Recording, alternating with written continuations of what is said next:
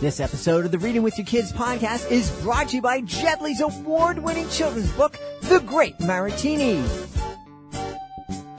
A very long time ago, there was a boy named Sam who liked to do his magic tricks, and he was quite the ham. He was called the Great Maratini, the best magician of his age, but his greatest feat took place far away from any stage.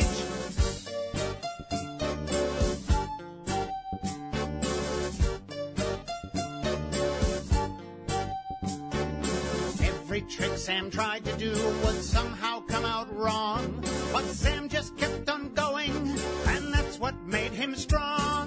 He was called the Great Maratini, the best magician of his age, but his greatest feat took place far away from any stage.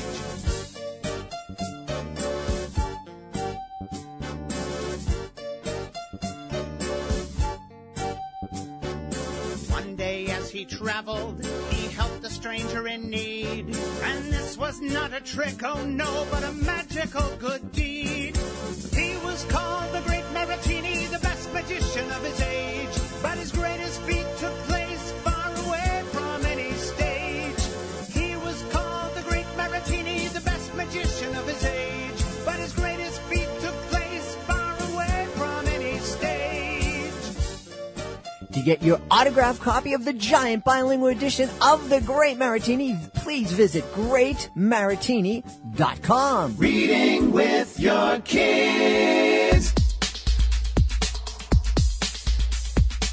Hey, coming at you from the beautiful Reedville neighborhood in beautiful Boston, Massachusetts.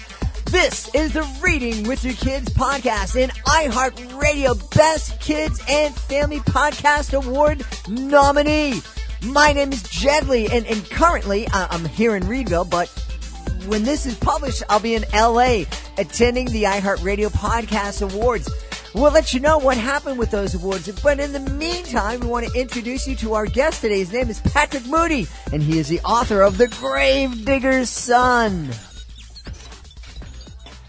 We would be so very, very happy if you would visit readingwithyourkids.com/yummy, readingwithyourkids.com/yummy. Go there and find out about the easiest way to snack smart and do good. We're talking about Love with Food. Love with Food helps you discover new, organic, all-natural, and gluten-free snacks delivered directly to your door every single month. And membership starts as low as $7.99 a month. And this is why we love Love with Food so much. Love with Food will donate a portion of the proceeds to help fight childhood hunger in the U.S. and all around the world. Love with Food donates to organizations like Feeding America and the Global Food Banking Network. So join us to help end childhood hunger one meal at a time. Visit readingwithyourkids.com/yummy to say goodbye to boring grocery store selections and to start snacking smart and doing good with Love with Food. Joining us on the line right now from right outside of New Haven in Connecticut, a beautiful part of the world. He is the author of a really cool middle grade novel called The Gravedigger Son. Please welcome to the show, Patrick Moody. Patrick, how are you? I'm good, Jed. Thanks for having me. I'm excited to have you on because I know that if I were back in the middle grades now, that The Gravedigger Son is absolutely something that I'd be reading. Can you tell us a little bit about the book? Sure. It's about a boy named Ian Fossor, who is a gravedigger in training. In this world, gravediggers have the ability to speak to the dead, and it's their job to settle whatever problems the restless spirits have in our world so they can find peace in the great beyond. And he is the last in a long line of gravediggers. So he's training, but he doesn't want to follow in his family's footsteps. He wants to be a healer and help the living. So it's a little difficult for him. And he gets trained by a 300-year-old zombie named Bertram, who is a lovable grouch. And one day, one of his friends convinces him just to kind of test out his powers, just to see maybe if you actually go through with it, you'll feel something and you'll want to change your mind.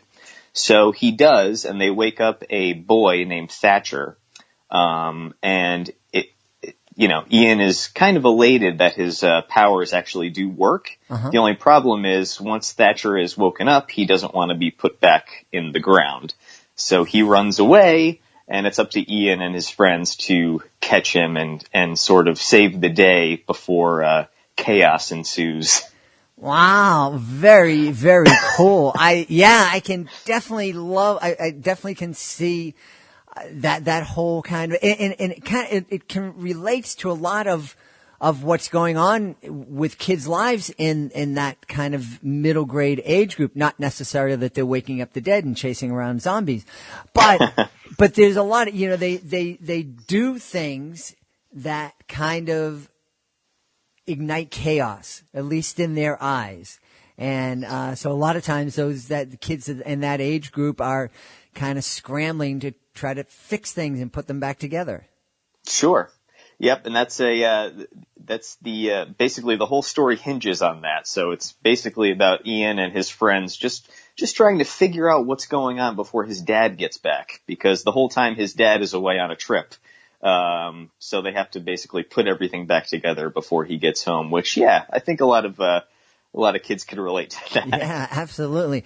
So where did the inspiration for the Gravedigger's Son come from? I grew up next to a graveyard. So that was basically, my friends and I, that became our playground.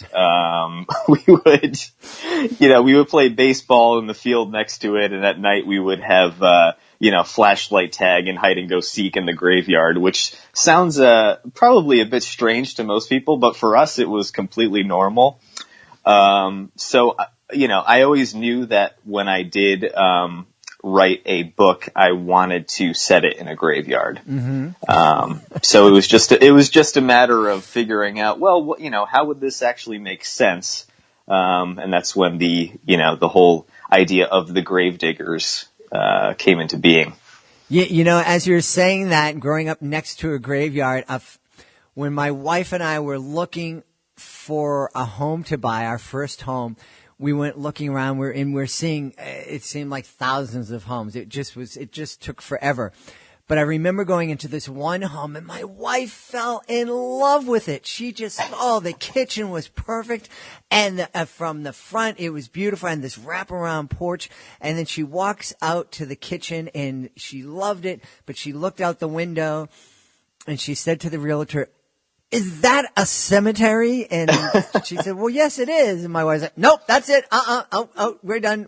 But, and I'm like, "We can afford this one." And she's, "No, absolutely not." So it's so funny when I tell people, so many people are like, kind of creeped out by it. They're like, "Really?" But, growing up there, it was, it just became so normalized, And it really is silly. I mean, I also know that there's a tradition, or superstition where some folks, as you're passing a graveyard, you hold your breath so that no one's and it's so silly, that kind of fear and these superstitions that come up around cemeteries and graveyards, because it's like, well, there's no one really there. There's just It's true.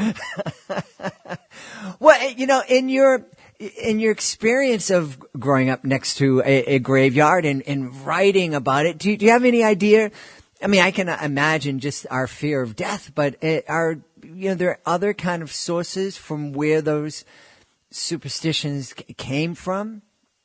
I don't really know. I will say though that growing up there, it made, I feel like everything I'm saying sounds weird, but growing up there, it really did kind of give me a comforting feeling about death. Because it does really make you think about it, even though we're playing hide and go seek and manhunt and stuff. But you're hiding behind the gravestones and you're thinking about just life and passing by all these reading people's almost like their life story. So I think years and years of absorbing that, it made it less scary for me, I think. And it just really normalizes it, So that's in the Gravedigger Son. What I really wanted to set out and do was have a kid that's surrounded by quote unquote spooky things, but for him it's just normal life, just kind of like that whole like making friends with the monster type deal. Interesting. There's so much to unravel here, and one of the things it brings up is just the fact, and we talk about this a lot here on the podcast, helping kids understand that not everybody has the same perspective, the same view on life. Not everybody grows up in the same way, in the same circumstances. I mean, my kids grew up in a magician's home. So, to come downstairs and see a severed thumb or a severed hand or, having a friend over with a guillotine that needs to be worked on, that was quite normal for them. And, meanwhile, other people would run out of the house in horror seeing something like that. I think, when we get beyond just the fun of reading the book, I think that's a great lesson to kind of talk about with kids, just helping them understand, hey, we all come from different experiences, and that shapes the way we react to things that go on in our lives. Sure, absolutely. And another thing that I kind of wanted kids to take away is that Ian is part of this grave digging family that has been doing this for thousands upon thousands of years, and he is basically trying to be the first one to break away from that and kind of forge his own path in life. And that was something that I dealt with growing up. Just kind of living with my parents' expectations of, where my life was going and kind of their plan for me. It was difficult to kind of break away from that and really focus on doing what I love, which is writing. One of the things that we often ask authors is, what kind of conversation can families have reading, the author's book together? But as reacting to what you just said, and that's a really, really important kind of lesson for kids to understand that, your parents, your family has these expectations for you, and you certainly want to listen to their counsel, but you do want to follow your own path. And I think that's incredibly valuable. But as someone who is kind of had to, as a kid, kind of face that, oh, my parents want me to do this one thing, but I really have a passion for doing something else. What message do you have, and what would you hope a parent would take away from reading The Gravedigger Son? And they have this plan and desire for their kids, but it's not lining up with what the kids are feeling right now. What would you want those parents of those kids, to take away from it so they can better relate with their kids? I would say that, parents, if they, as long as they've instilled values in their kids and they know that their kid has a good head on his or her shoulders, that it's okay to maybe ease up a bit and trust them, that they know, that maybe not that they know what's best for them, but that they are able to make their own choices, and that sometimes it's okay to back off a little bit and let them explore different avenues and different interests in life. And that I think at the end of the day, as long as the kids are happy, that should be really the most important thing. I agree. That's the attitude that we took with our kids as they were growing up, and they made great choices in their lives. But we got a little blowback from the rest of the family, like, oh no, that's not what you did. And I'm like, uh-huh. Yep. We're not talking about me. We're talking about my kids. I have a very vivid memory of my son. I attended a private high school in Boston, and then went back and coached sports there for a number of years and had great relationships with all the people there, and it was a very prestigious school. And so when my son was approaching high school and we went for the tour, it was just everybody, the teachers, the coaches, the president of the school come like, oh, hey, welcome. Oh, you got, this is a great place. This is a place for you. Your dad did this, your dad did that. And my son, you could tell my son's like, I ain't going here. This is not for me.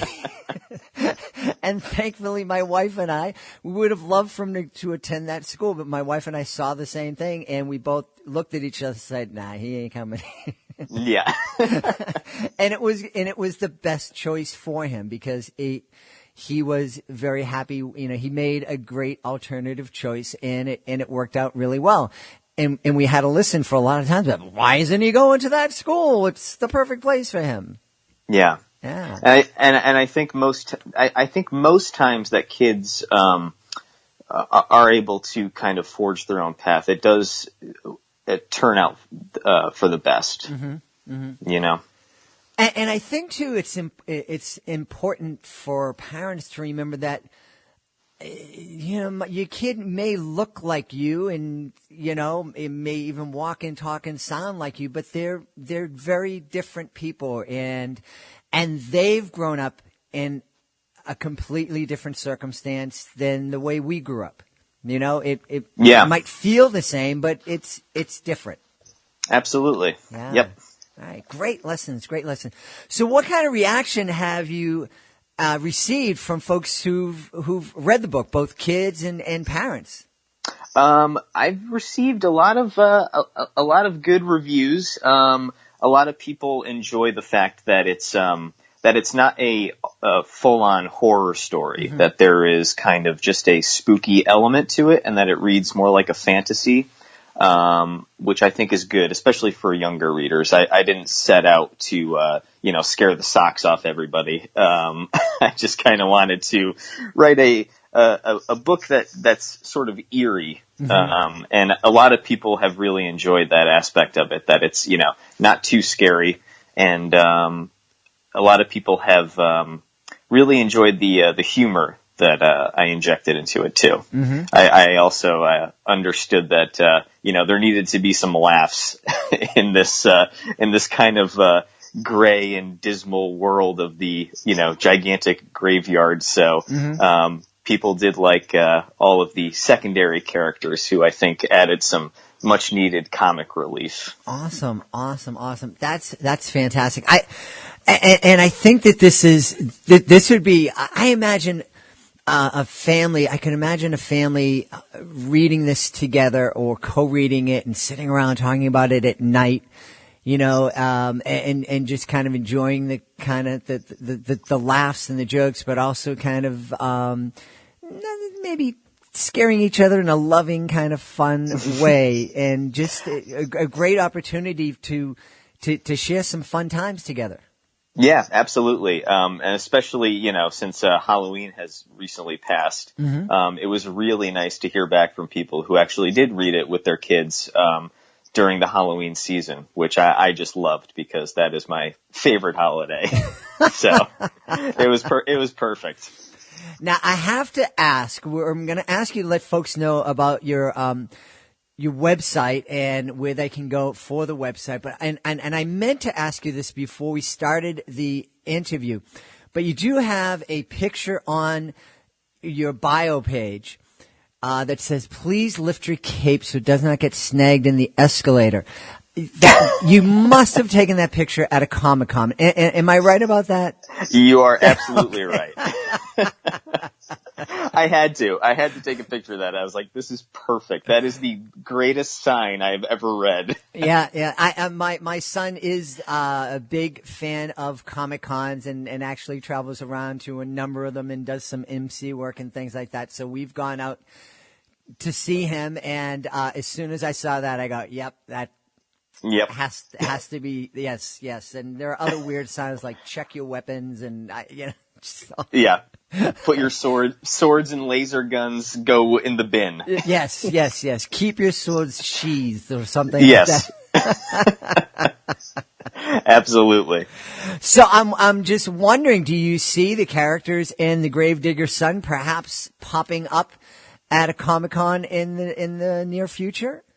I would love to see some Gravedigger Son cosplay. I think it could be really, really fantastic.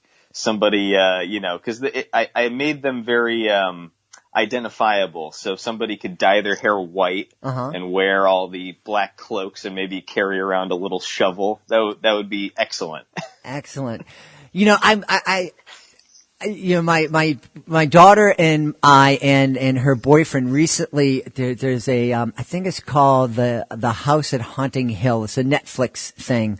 And oh, yes. We watched a couple of episodes, and I laugh at a lot of the horror things, and it's kind of weird, and so I don't have nightmares about that. My daughter's boyfriend, great guy. He's been having nightmares ever since, I think.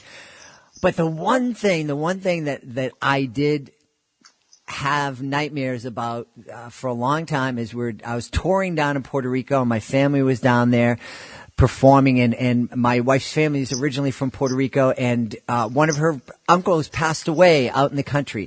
And so we were there, so we attended the funeral, and it was very different. And then we went to the cemetery, which was very different because we saw the hole, and we don't see that here in the Northeast. Usually it's covered up and it's very antiseptic. And, yep. And then at the end of the service there at the graveside, they lowered the casket into the grave, which again, we don't see that often here. And then they turned to me and handed me a shovel. And I said, what am I going to do with this? And they go, you got to fill in the hole. I'm like, what? It's a great honor. I'm like, okay. And I'm doing it. And that was the freakiest thing I did. And I had nightmares. The rocks hitting the casket. And I'm like going, oh my goodness. If he's alive in there, I can't imagine. Yeah. It is very strange because, us New Englanders our funerals are very, I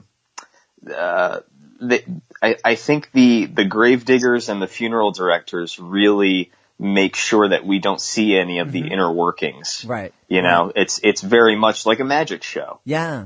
They really do keep it behind the curtain, so it's very interesting to see how other cultures deal with the dead and burial rites and stuff. Yeah. I think it's, like the Day of the Dead in Mexico. I think that's incredibly healthy that they, visit their relatives and their ancestors and basically turn the graveyards into a gigantic party, which I think is a little bit healthier than, the rest of the Western world's kind of view about it, Well, because we don't, and I think this is another kind of, we always talk about literature and books being a great way for families to kind of start conversations, deeper conversations about topics that they're a little uncomfortable with. Mm-hmm. And death is certainly a topic that families typically don't talk about unless they have to. Yes. And I remember my dad passed away when my son was just 6 months old. And so we had that, so he had this vague memory of a grandfather and certainly pictures with him. And then when my daughter came along, so there was this person that wasn't there anymore, so we talked about that. And I remember my kids at one point asking me, Daddy, are you going to die? And my answer to them was, well, yeah, not soon. But at some point, we're all going to die. It's part of life, and hopefully, it's going to be many, many years in the future. But it is, And boy, there are an awful lot of people who are horrified that I said that to my then, I think, 5 and 3-year-old children, and I'm like, what? How else can you answer that? I'm never going to die. And it's the, I would say it's the main thing that all of humanity shares is that, we will all die. And it really is funny that everybody is, or not everybody, but a lot of folks are very touchy about it and kind of pretend like it's not there. But, it's definitely looming above all of us. And I remember asking my dad that same exact question. I was probably around your son's age. And I asked him that, and I remember when he told me yes, I cried and cried and cried. I couldn't handle it. I was okay after a while, but I was like, really? You too? You're gonna? Oh, okay. Yeah, well, and yeah, but again, it's, I do remember, when I was a kid, I never attended a funeral or a wake or anything like that until my grandfather passed when I was in my late teens. And, and none of my friends, it just didn't, kids don't go to funerals, and we don't talk. No. Even if someone we had a couple of kids our age pass away, and it's like, no. Just that person's gone, and we're not talking about it anymore. And that's not healthy at all. No. And I think it's, healthy to celebrate somebody's life, I think, growing up in a really Irish family, all of our, wakes and stuff were very, kind of, raucous affairs, and it really was a celebration of the person's life. Yes. And not kind of a, dour sort of buttoned up, everybody in blacks, type thing. Yeah. Which is fine if that's how people grieve, but, I've always enjoyed the cultures that kind of look at it as let's look on this person's life. Let's look back and, remember them fondly instead of focusing on the fact that they've died. Right. Let's think about what they've left behind. Right. Absolutely. Great lessons to. So, that's, and I love having a chance to talk to an author because, at some point people can pick up the Gravedigger Son and think, oh yeah, this is going to be a fun read. And yeah, it's a fun read. But when you read something like the Gravedigger Son together as a family, it's just such an opportunity to really have some really deep conversations and fun conversations about things that are important in life. Absolutely. Yeah. And I think, kids will get something out of it. Their parents will definitely get something out of it, and it'd probably be totally different. But I think anybody of any age will enjoy the book. Awesome. Well, I made reference to the picture on your website, and so we have to let people know where they can see that picture and where they can find you online. Sure. You could find me at patrickmoody.com.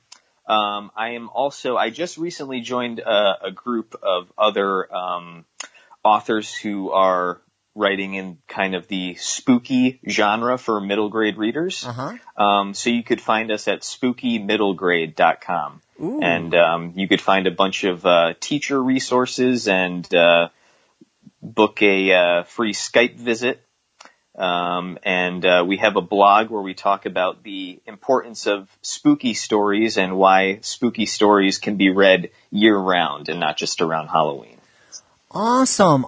Well, we definitely want to check that out. PatrickMoody.com and also SpookyMiddleGrade.com. I've had a blast speaking to you today. Do you have a project in the works, something you can come back and tell us about in the future? I do. I am working on revisions for a second book, but we'll see how long those take. So maybe in a year or two I'll be back. But yeah, there's definitely some irons in the fire. That's awesome. Well, we want you to check it out. The Gravedigger Son. Patrick Moody has been our guest today. Patrick, thanks so much for being our guest. Absolutely. Thanks so much for having me. Please be sure to join us for the next edition of the Reading with Your Kids podcast. Our guest will be Samantha Caprio-Negrete. She'll be here. We hope you will be here too. Hey, if you're the author of a great children's book, we would love to have you on the show. Being a guest, it's fun, it's easy, and it gives you an opportunity to tell thousands of people about your great book. All you need to do is to visit our website, readingwithyourkids.com. Click on the contact button. We'll let you know what to do next. Hey, I want to thank Patrick Moody for being here today. And, of course, we want to thank you. We wouldn't be doing this if it wasn't for you.